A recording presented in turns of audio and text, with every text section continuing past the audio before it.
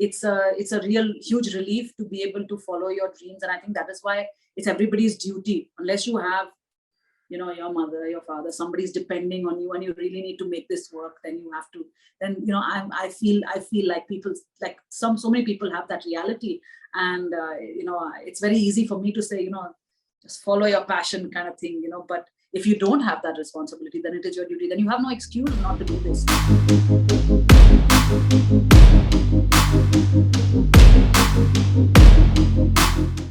Hi, everybody. Welcome to the latest edition for FSChangemakers. Today, we have with us Meghna Khanna, an entrepreneur, biker, mom of two.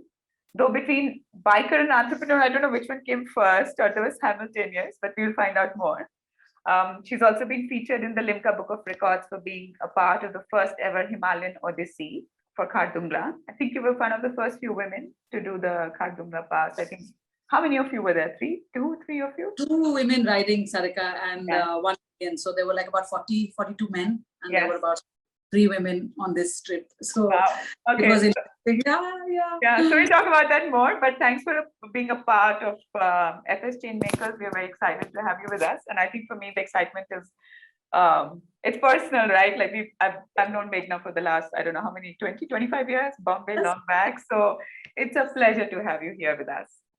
Thank you so much, Sarika. Thank you so much for having me on this. What do we talk about first? Should we start with the biking? Like, how did you discover your love for biking? Also, it was such it's a very cliche question, and I'm sure you've had to answer that multiple times, saying it's such a, now there are a lot more riders, women riders, but at that time, there were very, very few women riders, especially vintage bikes, and a male-dominated space at that point of time. So how did your love for biking come about, and you decided that it's a passion for you? Start from the beginning, because my dad was a fighter pilot. So in my head, it all starts from there, because he was a fighter pilot, and I was growing up and we watched Top Gun, and instead of being in love with Tom Cruise, I thought I was Tom Cruise. I was that person. And I was not like, I didn't do science, and by the time that I had kind of finished school and everything, being a pilot was a very highly technical requirement. You needed to be really like high tech, knowledge kind of science and everything. You needed those requisites, and I had not done any of that. So that went out of the window. But that biking, the speed, the feel, and we grew up with these Enfields and these Javas all around us. Though my dad had a scooter, it was a Bajaj 150, and that's what I learned how to ride on when I was about 12 years old. I had to bully him. And I was like, if you don't, he let you get on the scooter when you were 12. Because we were in small towns. It was such small towns. There was like one cyclist, one guy coming on the road. There was hardly any traffic as such. So it was not a I'm worried for my daughter's safety kind of a situation, right? So I bullied him. I said, if you don't teach me, then I'll get somebody else to teach me. There are so many boys, there are so many bachelors, there are so many pilots. And my dad was like, no way, like I will teach you. And it's the best thing that ever happened to me, because I learned from the very best teacher that I could have had. And so that was where this started. This love of like just then I did the whole Yamaha and KB, like, and the RD350. When I was 15, I learned how to ride the Enfield with a friend of mine taught me. And there's no looking back, from there, because that kind of a vibe, every time you like hear that motorcycle, it's something happens to me. Something happens to that, that vibe inside is quite different. Like I'd be driving, okay, like Sarika, it's so funny. I'd be driving to Goa. I have everything. I'm driving. I'm doing the Ghat section. I'm driving a Scorpio. It's quite like it's quite cool in itself, right? And I'll be really having a good time. And then just one motorcycle has to go past me, right? And I'm just like, oh my God, no, like this is not cool enough. Those guys are so cool. So it's a sense of like freedom, and I don't know, it's really like, it's the reason why that dog, sticks his head out of the window in the car, he knows, she knows what it is to just be free in that space of being able to ride a motorcycle and, feel that through your body. It's a different thing altogether. And as a child, I would tell my parents, every time a bike went by, and I was like, one day I'm going to get this, I want this bike. And my parents would be like, no two-wheeler for you. Either you buy a four-wheeler, if not a four-wheeler, you drive a three-wheeler. Tum auto chala lo. You're not getting this.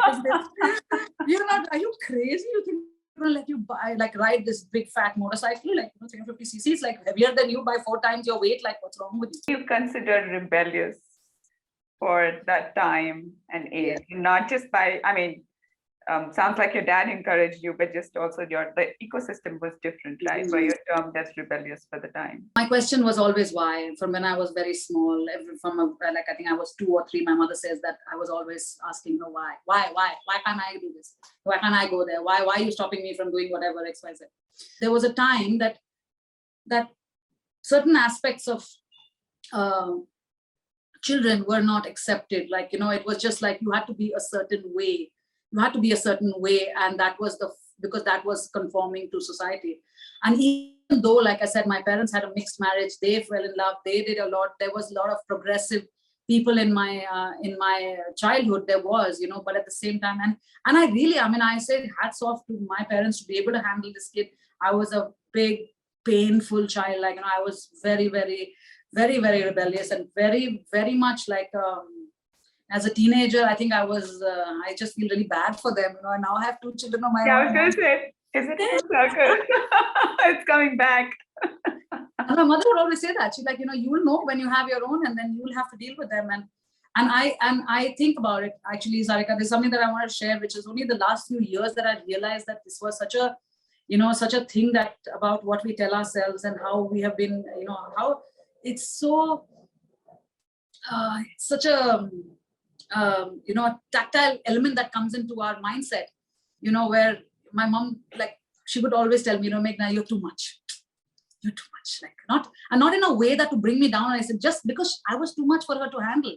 And then you come to that spot, right, in life. And then you're like, oh, I'm feeling like I'm too much. And this has to be corrected. And I'm not, and how you come to that space of understanding also another woman's perspective, who was your mother, to say that she was dealing with so much. She was trying to still fight her way to say that I'm not going to just be a housewife. I am going to be a working woman. I am going to bring up my children the way that I see fit. I'm going to fight for what I want, basically, right, from society, from immediate family, XYZ, whatever. So having understood that, but also coming to that acceptance that this was childhood. And now I have a 7-year-old who's a pataka. She will just, you met her, Sarika, and she's just, super amazing. And I catch myself so many times, just to keep myself from saying that, oh my God, man, you're too much. It's like, and I really don't ever want her to hear that. And the thing is that these things come from such elements that your mother might not say it, your father might, there'll be somebody who will say something, and that will kind of, stick to you. And then it takes you years to kind of shed it. I'm very blessed to have a really loving partner and somebody who really pitches in my home and is, very hands-on with my kids and does that. But that's the way things should be. That's the way things should be. I have these lovely, super empowered women who are working, who have everything. But if the maid doesn't turn up or the nanny doesn't show up, and then your child is sick, and everything goes into a whirlwind. You're going down, you're spiraling. Yeah. And you're responsible for everything. So how this superwoman, this woman who's doing everything, is just take a step back, start giving space to other people to be able to hold that space, and give yourself also some time. These are things that I've been learning along the way. So, but coming back to your riding, you said you learned at 15, but when was it that you seriously started to ride? It was a part of my life from a very young age. And then, like I said, so we were in college and we didn't have a bike of our own, but I was in this Air Force hostel, and I had traveled with my friend across the city. We were studying in Pune, and I used to stay in one end of it near the airport. And then there was my college, and then there was her college, and then there was this third college which we'd go hang out at. I didn't go to my college. I was like outstanding student from the get-go. I was just not in class. So it was just like, we'd be out in some other gully, in some other college, which was not our college. It was Symbiosis. We used to end up there and just ride around. And so whenever somebody left a motorcycle, we had it for months. my hostel wardens, they didn't know that this bike was there with me. It was hidden and parked in one barracks in the army area. So it was all very covert and very like shady, but very cool. Like we had a blast. And then when I went to Hyderabad, I would go to Hyderabad because my parents had moved there, and I would go there and I'd hang out. I met some very nice people. And then a friend of mine was making his motorcycle in his garage. Like it was almost like Greece, like, you know, being redone, where this guy was building his bike from scratch. It was a secondhand motorcycle. And I was just like, and I would go sit and hang out and I would watch him do that. And then it was this big single seat. And so I would be like, and I was really tiny at the time also. So I would be sitting behind this guy and we would be riding around, you know, Secunderabad and stuff in that area. And sure enough, post that, I joined my MBA, I moved to Bombay, and then I met Mayur, my present husband. And then he told me, you know, and these friends of ours a friend of mine have been trying to get me out to come to Bangalore. And because I was like, I want to move out of Bombay, it's not my scene, it's too fast, there's too much speed here, I need to chill out. So they were like trying to get me to come to Bangalore. And my husband at the time was like, you know, if you come to Bangalore, I'll give you my motorcycle. And I was just like, yeah. This was a hook that I hadn't heard before, you know. So yeah, it's like, you know what, you better be careful because I might just take you up on that. Okay. And that bike he hooked you proper, nice and proper. 20 years later, like poor guy, you know, now his children ask him, like when if he rides the bike ever, he's like, they're like, you know how to ride the bike? And he's just like, dude, it was my bike. You know, it's just, I lost it to your mother, like, you know, that. Yeah. But you know what it was? Out of like just such a quirk of fate that Mayur happened to be in Secunderabad and through another friend, and he bought that motorcycle. Oh, the one that your friend. That my friend built. Oh, okay. And I had nothing to do with that. I had like but that bike is the one that I have today. Oh, wow. And it's for me, and it's such an emotional thing, right? For me, because that bike is old. It doesn't go, now the highways are so good. I can't take it on a long ride because, you know, it just doesn't have it to go really fast. It's an old piece. It's 1980. It's a 1984 model. So it's really old motorcycle. But I can't let go of it. It's really like an emotional part of me. I see my children riding it, my son, my daughter, both of them, like, you know, maybe, but let's see. So that was where it started. And having come to Bangalore, and, you know, riding was always a very big aspect of my life. But, you know, what happens also, it's also sometimes it's inconvenient, you know, for other people, you know, for those around you. Like if you're planning a trip, you know, and then you're like, you know what, you take the car, I'll come on the bike. You know, I'll ride the bike. But I've realized that also, like, you know, only the stubborn people get their way, in a way. So if you really want something, you just have to follow it, just do it. Keep going for it, guys. Don't stop, because soon, you know, your wants will change and your desires will change and things will come in the way, and you won't want to do this as much. And then you'll be like, hey, you know, when I was 20, I really wanted to go right to Ladakh and all that. Boss, make it happen. This is the time. This is your time. It has to happen. Yeah, so I just feel that if people want something enough, you know, we make it happen. Otherwise, we look for excuses. It's interesting. One, I really like the thought when you say you have to be stubborn about what you want. I think that's great. But, you know, when you said that it can become inconvenient for others, and now that you have 2 kids, and I know they both, like for them also, for you to ride, and having other women riders or riders essentially around is a part of their life.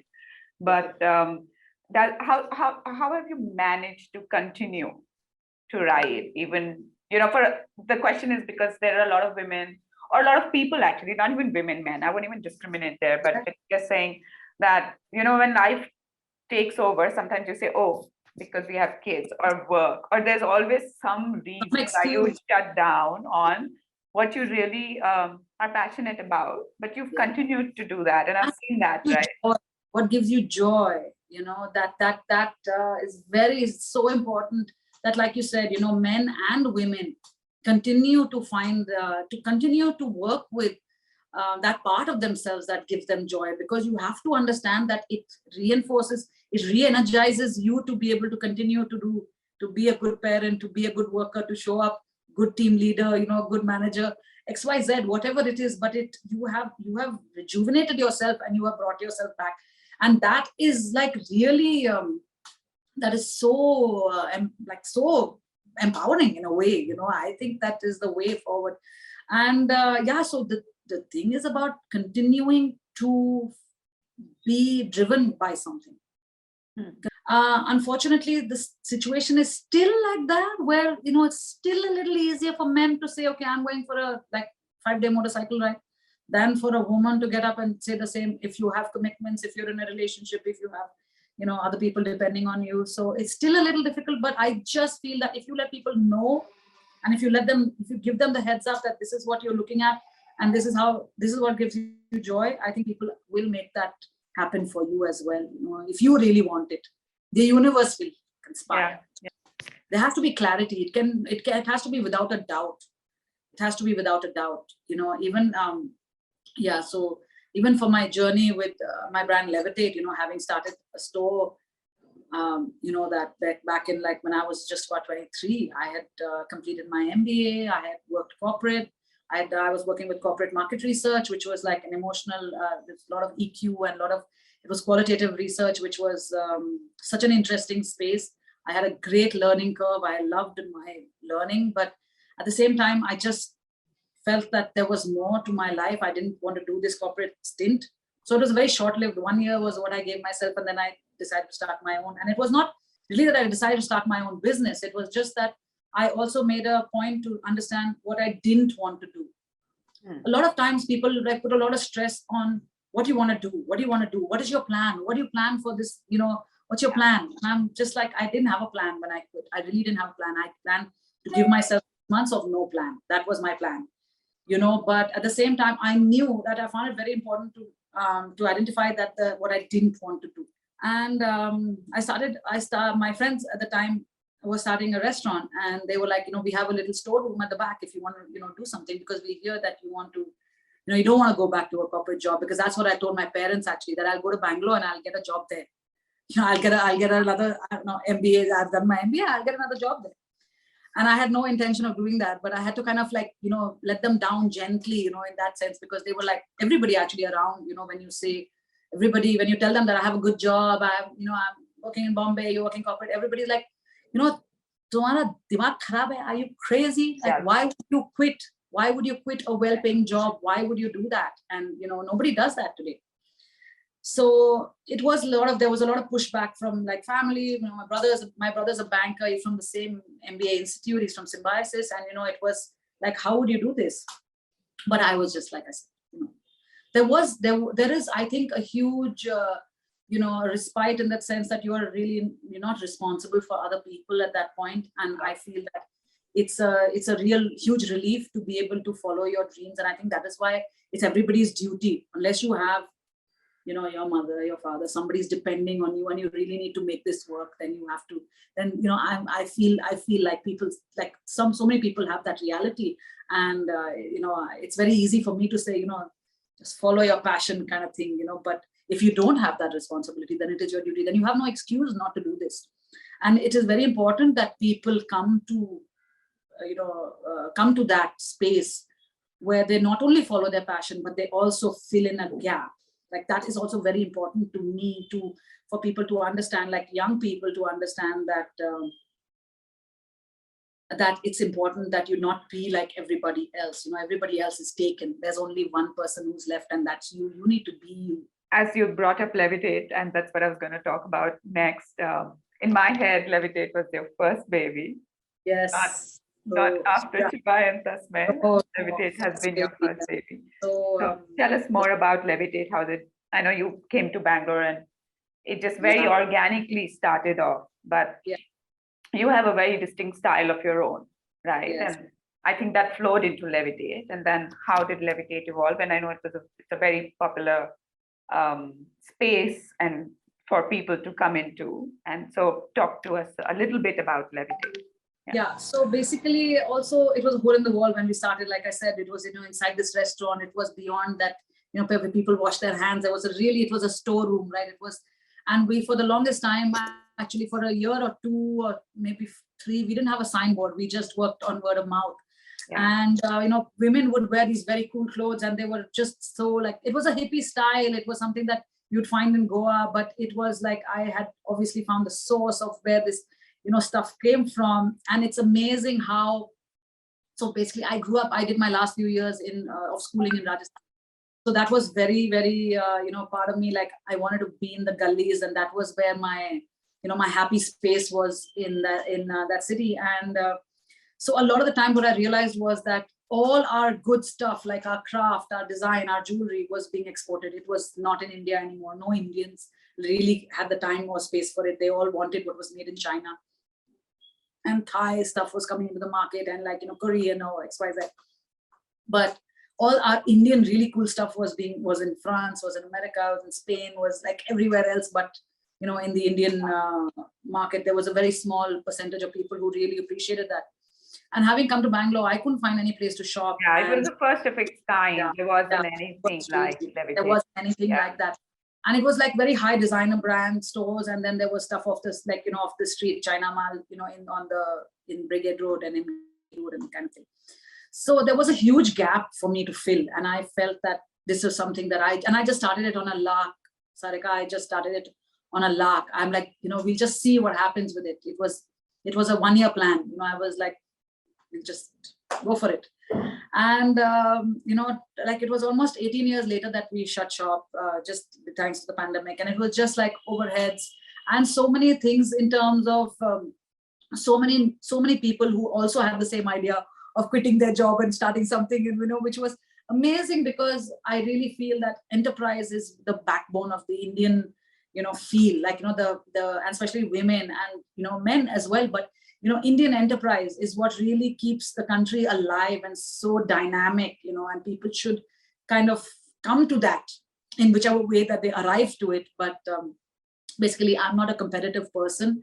I just loved what I did, and I loved the space of my travel. It was an amalgamation of my travel and my, my sourcing of craft that I loved. And it was very kitschy. It was very rural. It was very, it was not the run-of-the-mill stuff that you would find at craft fairs and stuff like that.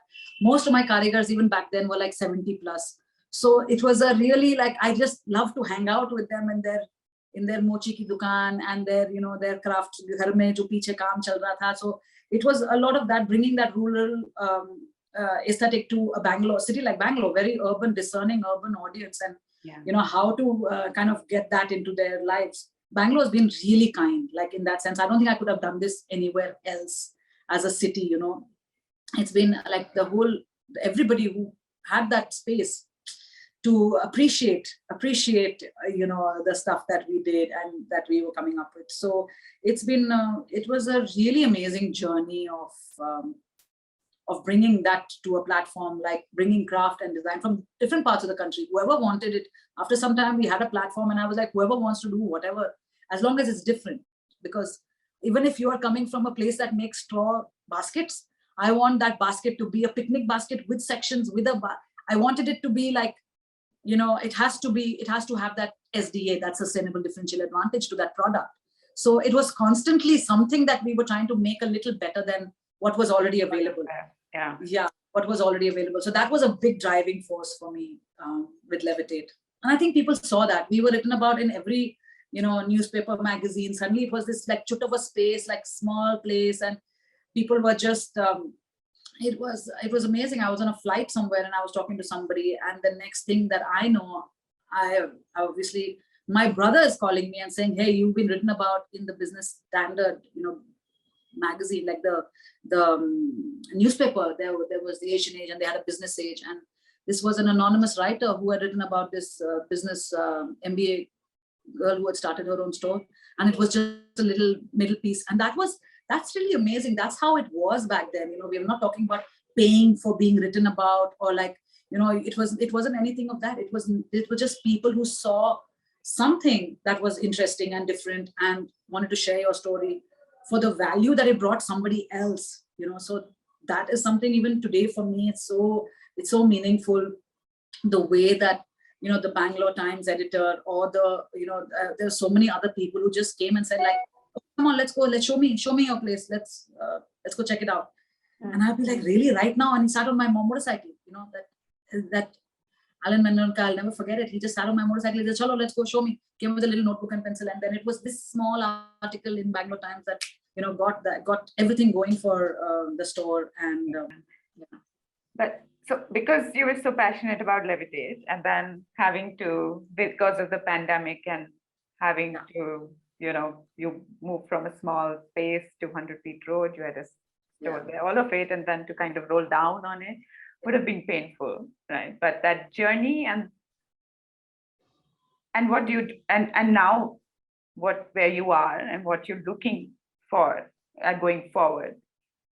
If you could share something on that. I know the process would have been very, very tough, but it would also help our audience to understand and deal with passion, transition, and then how to look at the future.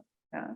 Truly, I think that the transition starts, before we often give a high five for something that is, hey, I've stopped smoking. That's it, and that's a great achievement. But also you have to understand that the process started at a certain time, which was before this time, and people don't see that. Oh my God, you've lost so much weight. Yeah, but I started yeah. 2 years ago. I'm just saying that process that begins, that people don't have that aspect to see that so much. And I really felt that this pandemic brought so much clarity to my mind, at least, that and I'm sure to a lot of people, that we as a generation have more things and things that we own than any generation before us. Yeah. We have more than any generation before us has ever owned. So really, we don't need any more things. It's about styling, or it's about grooming. I found that this is what I want to take on. And I want every woman to feel great about herself. I've noticed this they might have everything, Sarika, paisa bhara pada hua hai, lekin fir bhi tumhara confidence is not there, because of what all you've been told, what all we tell ourselves, how many things we have been just, it's okay. Like your shine is too bright and you're too inconvenient. So, just these things of, coming to accept yourself. This is where I put myself out there, my services out there, for whether it's, institutions, colleges, or personal requirements. That's what I do now. So, which has been a huge transition from selling to saying that, listen, we will work with what you have. And once you clear, once you cleanse, once you take out all the clutter, because this also happens to us. Now we open the cupboard, it's overflowing, but there is nothing to wear. I have nothing to wear. So how do we do this? It's like every woman's problem. Right? How do we do this? I open the cupboard, I have nothing to wear, boss. So how do we get beyond that, right? We clear that clutter, we get rid of that stuff, and then we decide that what is it now. We will make mindful decisions. Which are the colors that work for me? What style do I need? Which is the piece that I don't have enough of?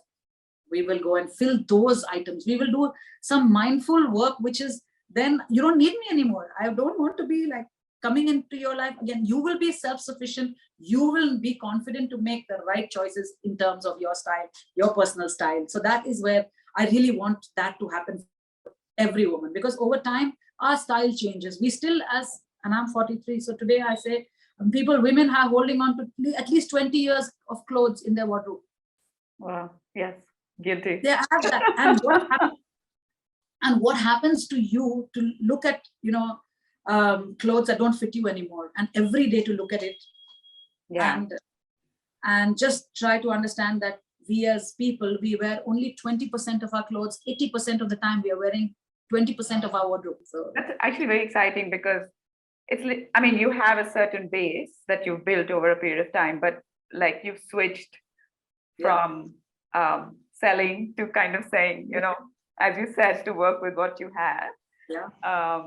But it's almost like you're restarting. Yes. Not fully from scratch, but it is it's starting all over again, which takes no, I did. Yeah. It's a huge transition. I see it almost like it was starting from scratch. I often would ask myself, like, these are the notions, Sarika, that we give ourselves. I went through a time when my business was the restaurant was under renovation. We were part of the restaurant scene. Yeah. And it was like almost 2 years, and it was a really difficult time for me, because we stayed open through that renovation zone. And I'm like, really people would be like, who does that? And it was a a very difficult time. And at that moment, it was like, these are the notions that you would have attached to yourself, that you're a businesswoman with no business. Business is not doing so well. You're a traveler with no money to go anywhere. Okay. And these are the notions that you have put, like, people, when they see you, they're like, wow, you are so, you've been through, you're doing so well and you're so cool. And then you're like, you don't know what is going on. And the thing is that if I could feel like that, I know that there would be so many other women who would be feeling a similar way, right? That there is a notion that that other people's points of view have been put forward for you. And I often tell people, right? That we also as women have been told, don't rock the boat, man. Don't make too much of a ripple. Don't shake it too much, don't rock the boat. But I say capsize the boat. Rock it. And you have multiple times over. We are going a few questions just towards the end. We do this like little bit like a rapid fire. And considering you come from a background of fashion, lifestyle, you have a style of your own, which is again at your own terms, because you've also led life at your own terms, pretty much, right? Including your personal style, and that's defined who you are. So there are a couple of questions I'm going to bounce off, and you have to give me very quick answers on that. So saying like 3 Indian women that you look up to. And I would say my mother, man, for dealing with me, like, really something. And the lady who started Nykaa, she started her business at 50, and I think that's so cool. Working woman. She is not like, it's for me, it's like, I really appreciate that she was self-made and she started her business at 50. And that's really like so cool. I think that's hats off. And there's so many other women, in the corporate world, like there are so many, but I really like the fact that she started her own scene. And that just goes to show it's never too late to do what you want to do. Yeah, absolutely. Yeah. She's an inspiration. Yes. Yeah. Top 3 wardrobe staples. Wow. So yeah. So it's interesting. It's almost like I want to guess for you, but go ahead. I'm big on accessories. And I love my bags. I love my shoes. I love my jewelry. And I realized that makeup, like good makeup, like, and I'm talking like this 40 plus kind of makeup, which changes what was 20 plus kind of makeup, when you're in your 20s and 30s, how you do makeup, to today, like, and I'm just like learning on, transformation, little.